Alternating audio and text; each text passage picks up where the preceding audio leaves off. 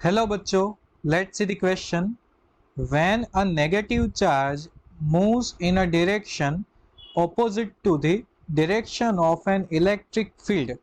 बच्चों क्वेश्चन में दिया गया है कि एक नेगेटिव चार्ज है वो इलेक्ट्रिक फील्ड की डायरेक्शन में मूव हो रहा है बच्चों। तो इनमें से कौन सा ऑप्शन करेक्ट है बच्चों? तो सबसे पहले तो हम यहाँ पर लिख लेते हैं बच्चों की कॉन्सेप्ट। क्या आ जाएगा बच्चों? की कॉन्सेप्ट। अब बच्चों की कॉन्सेप्ट क्या यूज होने वाला है यहाँ पर? तो इसमें मोर देन वन की कंसेप्ट यूज होने वाले हैं बच्चों। सबसे पहले तो यहाँ पर जो की कंसेप्ट यूज होगा वो होगा work done. Work done is equal to क्या आ जाएगा बच्चों? तो ये आ जाएगा फोर्स इनटू डिस्प्लेसमेंट। दूसरी चीज बच्चों के दूसरी चीज यहाँ पर कौन सा वाला कॉन्सेप्ट आने वाला है बच्चों? तो दूसरी चीज में यहाँ पर की कॉन्सेप्ट के लिए हम लिख सकते हैं बच्चों कि potential energy clear is equal to Q into V. Okay बच्चों, तो इन की कॉन्सेप्ट का हम यूज करेंगे work done and potential energy. अब बच्चों हमें क्या बताया गया है? तो नेगेटिव चार्ज है वो मोशन कर रहा है in the opposite sorry in the direction of electric field, sorry opposite direction of the electric field. तो बच्चों हम यहाँ पर सपोज करते हैं कि ये जो डायरेक्शन है बच्चों, ये डायरेक्शन है इलेक्ट्रिक फील्ड की डायरेक्शन। क्लियर?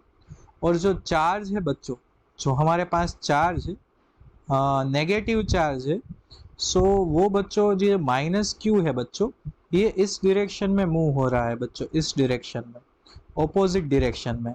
सो आप देख सकते हो बच्चों कि डायरेक्शन भी ऑपोजिट है बच्चों, चार्ज भी नेगेटिव है बच्चों। तो सबसे पहले हम यहाँ पर वर्क डन फाइंड करते हैं। वर्क डन, वर्क डन क्या होगा बच्चों? Force into displacement. फोर्स है हमारे पास बच्चों माइनस क्यू ई। क्लियर? ये आ जाएगा बच्चों माइनस क्यू ई, और साथ में डिस्प्लेसमेंट बच्चों ये भी ऑपोजिट डायरेक्शन में जा रहा है, तो ये आ जाएगा बच्चों माइनस डी। तो बच्चों यहाँ पर माइनस माइनस प्लस हो जाएगा। आंसर क्या आ जाएगा बच्चों यहाँ पर? तो क्यू ई इंटू डी। बच्चों पॉजिटिव आंसर आया है, वर्क डन इज पॉजिटिव। अगर वर्क डन पॉजिटिव है बच्चों तो याद रखना है कि work done by the field. Clear? Work done by the field on the charge. तो मैं यहाँ पर लिख देता हूँ here work done is positive. work done is positive, so we can say that work done by the field on the charge। Clear बच्चों? अगर work done negative आता तो work done by the charge on the field आता। तो आप देख सकते हो बच्चों यहाँ पर ये जो फर्स्ट ऑप्शन है ये करेक्ट है बच्चों कि the field does work on the charge. तो सेकंड वाला तो रॉन्ग आ जाएगा बच्चों, charge does work on the field. तो इन दोनों ऑप्शन में से एक करेक्ट है बच्चों, लेकिन इसमें more than one option correct है। देखो आप बच्चों, अब हम पोटेंशियल एनर्जी का कॉन्सेप्ट यहाँ पर देखते हैं बच्चों। अब आप देख सकते हो कि ऑलवेज जो पोटेंशियल है बच्चों हायर टू लोअर होता है। तो हम यहाँ पर सपोज करते हैं बच्चों V1 टू V2। क्लियर बच्चों?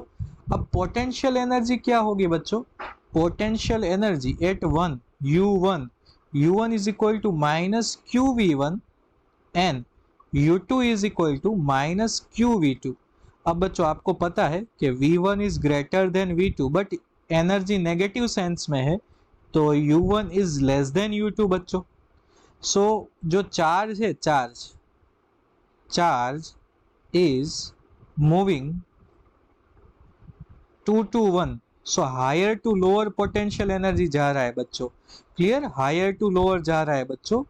तो द चार्ज, हम कह सकते हैं the charge losses potential energy. Clear? उसकी पोटेंशियल एनर्जी बच्चों लॉस हो रही है। तो आप देख सकते हो बच्चों लास्ट वाला ऑप्शन जो है ये भी करेक्ट है बच्चों। क्लियर? सो बच्चों यहाँ पर दो आंसर सही है, ए एंड डी। सो बच्चों अवर की concept will lead us to the correct answers, and correct answer is A and D. So I hope बच्चों you all understood it well. Best of luck.